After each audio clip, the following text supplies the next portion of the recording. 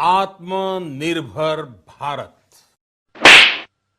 देखिए, मोदी जी ने बोला आत्मनिर्भर भारत, तो शायद आप लोगों ने इसका मतलब सही से समझा नहीं। आत्मनिर्भर भारत का मतलब होता है खुद पे भरोसा।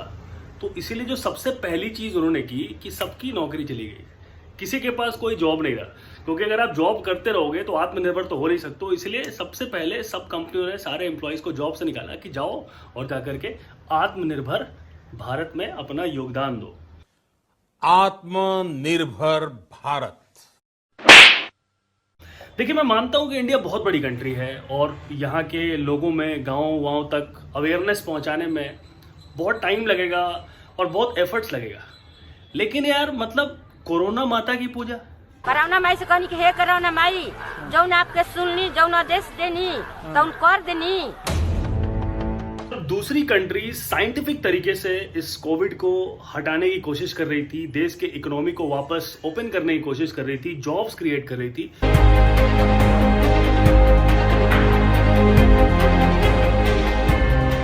हमारे देश के नेता जो हमारे ही टैक्स के बल पे उनकी सैलरी मिलती है, वो कोरोना वायरस पे रैप बना रहे थे। कोरोना गो, कोरोना गो, गो कोरोना, गो कोरोना, कोरोना गो, कोरोना गो, गो कोरोना, गो कोरोना। और पीयूष गोयल साहब को तो आप लोग सब जानते ही होंगे।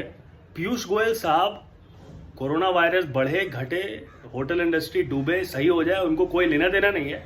उनको बिरयानी गरम गरम चाहिए और सर जो है होम डिलीवरी में नहीं खाएंगे, सर होटल में जा करके गरम गरम खाएंगे, तभी उनको मजा आता है, ऐसे मजा नहीं आता है। होम डिलीवरी तो मिल जाती है, ऐसे में पता करें खुल गया हो तो वहां जाके गरम गरम खाने का मजा अलग है।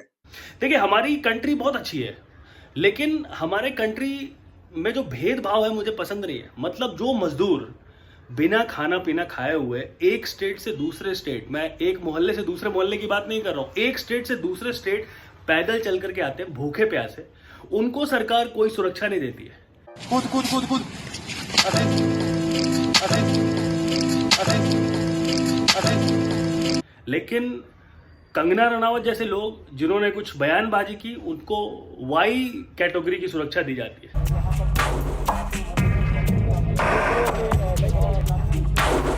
तो देश में जिस तरह सही समय पर सही फैसले लिए गए, आज उसी का परिणाम है कि भारत अन्य देशों के मुकाबले काफी संभली हुई स्थिति में। पिछले वीडियो में मैंने आप लोगों को यह बताया था कि इंडिया में तो आप लोग जॉब भूल जाओ, क्योंकि अभी बड़ी मुश्किल चल रही है। लेकिन यूएई में, गल्फ की कंट्रीज में, मिडिल ईस्ट वगैरह में लोगों ने कोरोना वायरस को बहुत हद तक कंटेन कर लिया, बहुत अच्छी बात है। और वहां पर जॉब वैकेंसीज क्रिएट हो रही हैं।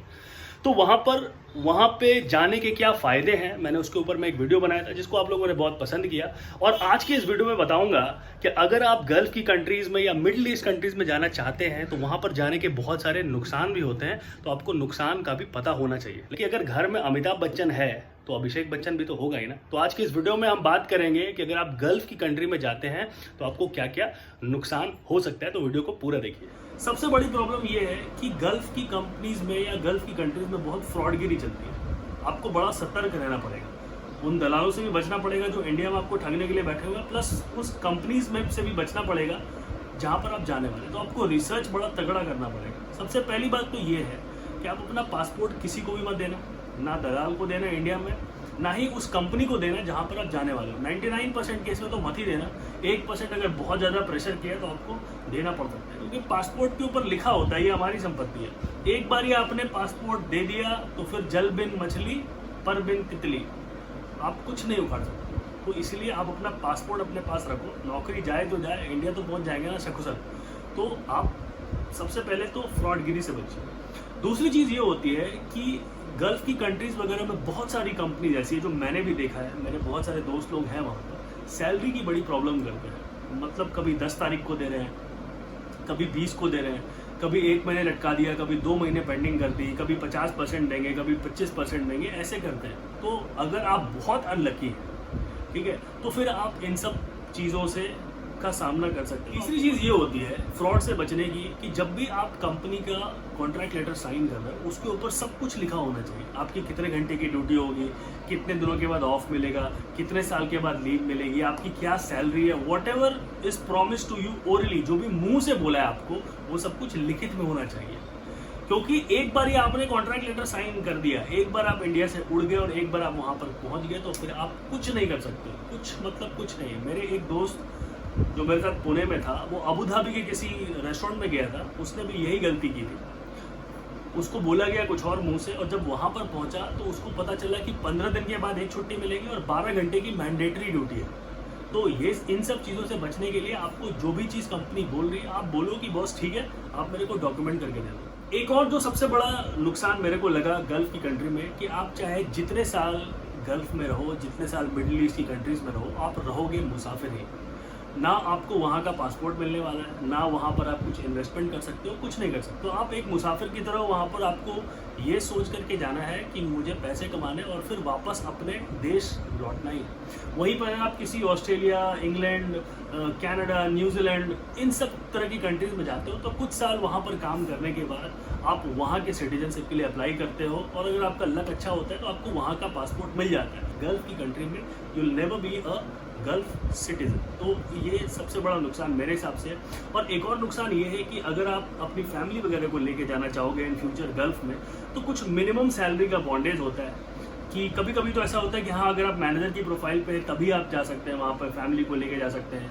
या कभी कभी होता है कि नहीं आपकी इतनी बेसिक होनी चाहिए मिनिमम, मतलब मेरे टाइम में कुछ 350 दिनार बेसिक होनी चाहिए थी, तभी आप लेके जा सकते हो फैमिली को। तो फिर ये कभी कभी किसी की हो जाती है, कभी कभी किसी की नहीं होती है, तो फिर ये भी प्रॉब्लम है कि फैमिली को अगर आप इन फ्यूचर लेके जाना चाहते हो तो आपके बहुत सारे नॉर्म्स हैं जिसको पूरा करना बहुत मुश्किल हो जाता है।